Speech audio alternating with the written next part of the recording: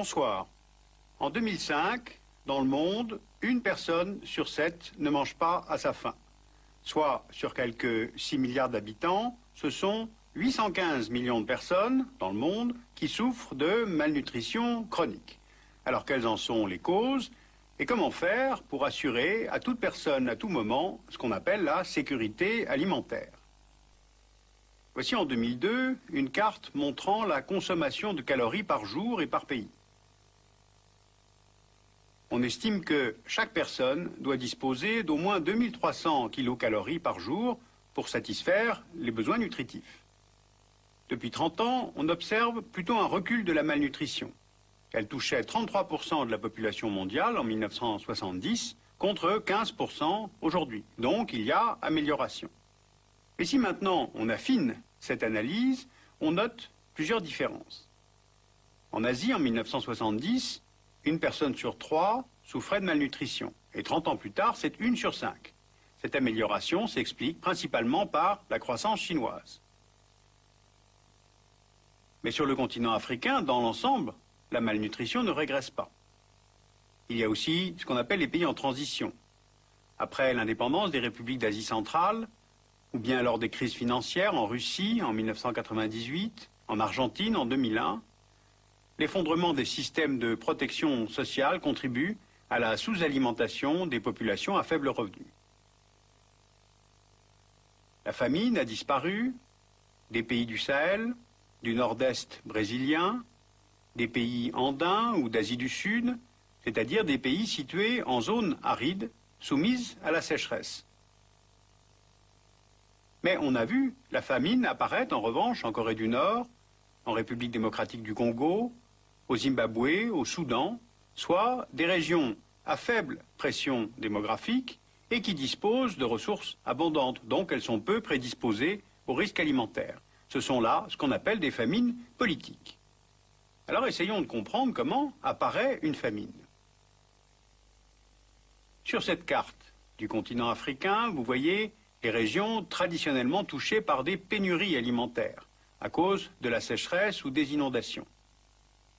Maintenant, si on ajoute à cette carte la localisation des principaux conflits de la décennie 90, on constate que de nombreuses pénuries alimentaires se sont transformées en famines, soit à cause des guerres, comme en Angola, au Mozambique, en Somalie ou en République démocratique du Congo, soit parce qu'elles ont été tolérées ou même provoquées par les pouvoirs en place, comme au Libéria, en Éthiopie, au Sud-Soudan dans les années 90, ou en 2004-2005 au Darfour.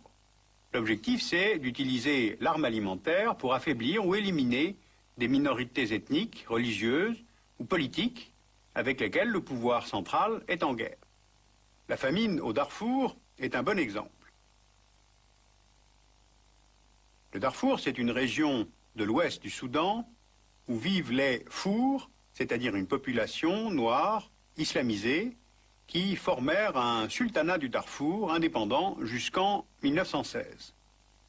En 2004, au moment où le pouvoir arabo-musulman de Khartoum négocie la fin des hostilités avec les populations noires, chrétiennes et animistes du sud du pays, les Fours s'estiment lésés par la nouvelle répartition du pouvoir et des richesses entre les régions soudanaises.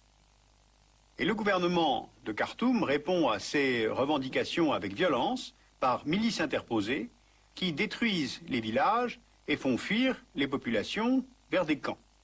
Résultat, plus de 2 millions de personnes sont déplacées et se mettent évidemment à dépendre d'une aide alimentaire extérieure pour survivre. Or, le régime de Khartoum, comme précédemment dans le sud du Soudan, refuse l'aide des organisations humanitaires. 180 000 personnes seraient déjà mortes de faim et 210 000 ont trouvé refuge au Tchad voisin. Et si la communauté internationale traîne les pieds pour intervenir, c'est parce que plusieurs États importants, la Chine, certains pays de l'Union européenne, comme la France ou le Royaume-Uni, ou encore le Canada, ne veulent en fait pas exercer de pression sur le gouvernement de Khartoum à cause des accords d'exploitation du pétrole au Soudan. Alors on le voit par cet exemple, la faim est une arme politique. Alors qu'en revanche, bien sûr, il y a des signaux annonciateurs des pénuries alimentaires qui sont visibles plusieurs mois à l'avance. et que la mise en place d'une aide alimentaire évite que les pénuries ne se transforment justement en famine. En revanche, ce qu'on appelle la malnutrition, elle, est la conséquence de la pauvreté, le résultat de la mauvaise répartition de la production agricole et des prix du marché. Donc, comment assurer la sécurité alimentaire? Déjà, il faut que chacun puisse accéder aux ressources naturelles, la terre, l'eau, avec les moyens pour cultiver ou pour irriguer. Cette carte nous montre la répartition des ressources en eau douce dans le monde. Les zones les plus foncées sont les mieux pourvues en eau, et les zones les plus claires sont les zones les moins riches en eau. L'irrigation permet d'augmenter les rendements, car elle réduit les fluctuations de la production agricole, elle aide à étendre les cultures sur des terres plus difficiles, et on peut obtenir ainsi 2 et parfois 3 récoltes par an. Aujourd'hui, 18% des terres cultivées et irriguées donnent à elles seules 40% de la production agricole mondiale. Mais on ne peut pas accroître indéfiniment l'irrigation, pour au moins 3 raisons. D'abord, près de 70% des ressources mondiales en eau douce servent déjà à l'agriculture. Ensuite, la progression de l'irrigation se heurte à la raréfaction des ressources en eau, notamment au Moyen-Orient ou au Maghreb. Et enfin, les régions qui pratiquent le plus l'irrigation ne sont pas celles qui disposent des ressources en eau les plus abondantes. C'est le cas, par exemple, des États en Asie centrale pour la culture du coton. Sur le continent africain, l'agriculture bénéficie plutôt de l'eau de pluie, ce qui explique la dépendance des ruraux aux conditions climatiques et des rendements d'ailleurs plus faibles. Alors de façon générale, le gaspillage reste très important. Par exemple, les pays en développement utilisent 2 fois plus d'eau par hectare pour l'irrigation que les pays développés. À moyen terme, il faut savoir que l'irrigation, conjuguée aux pénuries d'eau, à l'érosion et aux pollutions, risque de réduire la surface des terres disponibles et par conséquent de réduire la production agricole. Donc si on veut assurer la sécurité alimentaire, il faut une répartition équitable de cette production agricole. Or, parmi les principaux exportateurs de blé au monde, les États-Unis et l'Union européenne produisent à eux seuls 40% du blé exporté. Et 50% des céréales sont exportées vers les pays en développement, où ces 2 grands producteurs se livrent une bataille sans merci grâce aux subventions, aux exportations et au dumping, c'est-à-dire la vente à perte pour conquérir les marchés. Alors ce déversement à prix bas des excédents des pays riches a souvent détruit des emplois ruraux, car les petits producteurs manquent de débouchés, ce qui finit par accroître la dépendance vis-à-vis des produits agricoles importés.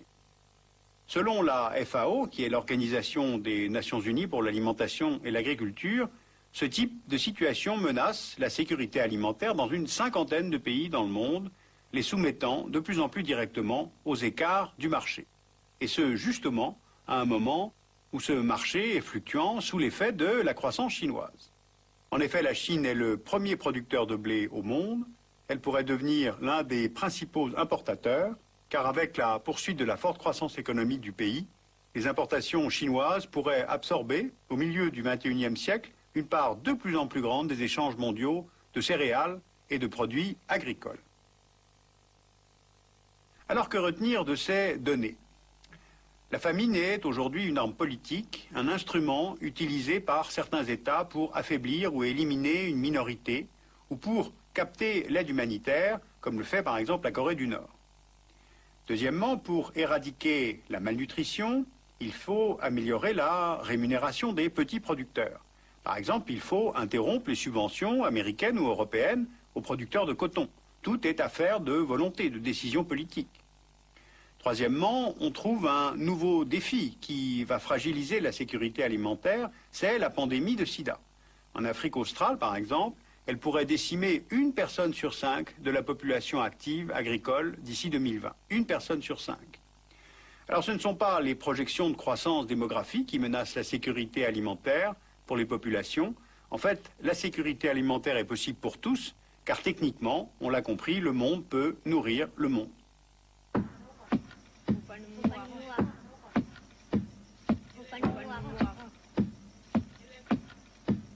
Pour approfondir ce dossier, vous pouvez lire L'alimentation dans le monde de Jean-Paul Charvet, c'est édité chez Larousse. Et puis Image économique 2005 a tout un dossier sur la faim dans le monde et c'est édité chez Armand Collin.